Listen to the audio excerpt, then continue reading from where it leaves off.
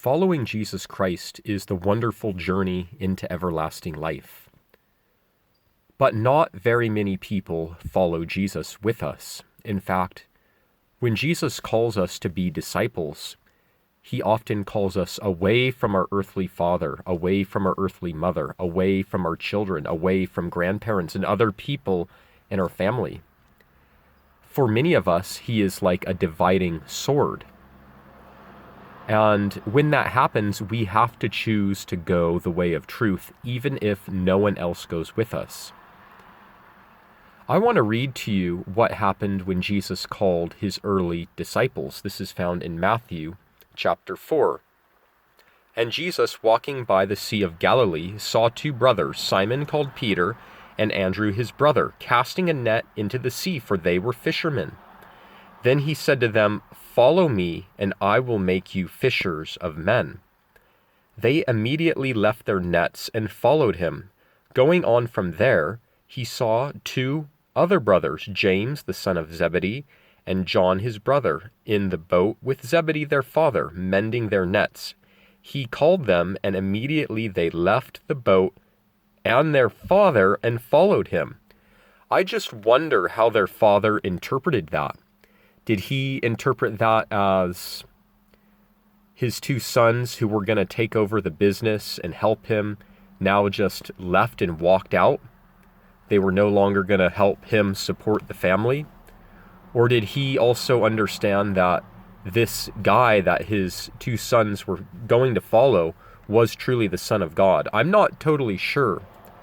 But just imagine that you and your family have been a part of a business for a long time, and Jesus calls you away from that. I could see heartbreak, animosity, frustration from the people in your family. We have to choose to count the cost if we will go with Jesus, and that means even forsaking family, friends, everything that we once enjoyed in the world. When Jesus calls us to follow him, whatever the cost is, we have to choose to count that cost to go with the Lord. Everything that I have given up to follow Jesus, pretty much, it's like nothing, guys. When we choose to put our faith in Jesus and we see the glory of walking with him, all the things of our old life are as garbage. And a lot of the relationships that I used to have, I realize they were relationships leading me in the wrong direction, even though I had friendships that I enjoyed in the world with people who were also in the world like me. Now that I'm walking with Jesus, I gladly leave those relationships in the past because I can't follow Jesus and his way and my worldly friends at the same time. Now, if someone wants to join and follow Jesus on this journey, then we have fellowship with each other and we can encourage each other on this journey of faith.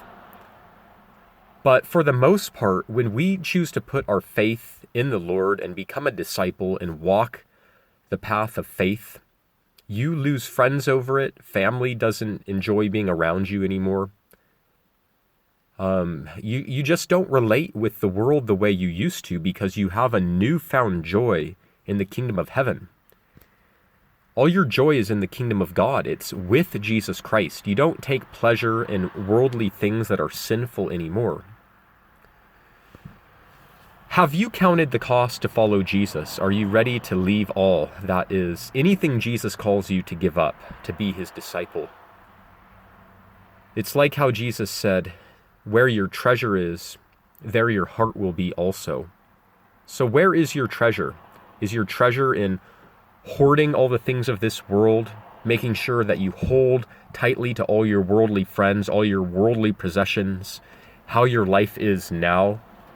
Or do you allow the Spirit of God to change you, to mold you to his image, even if you lose worldly friends over it?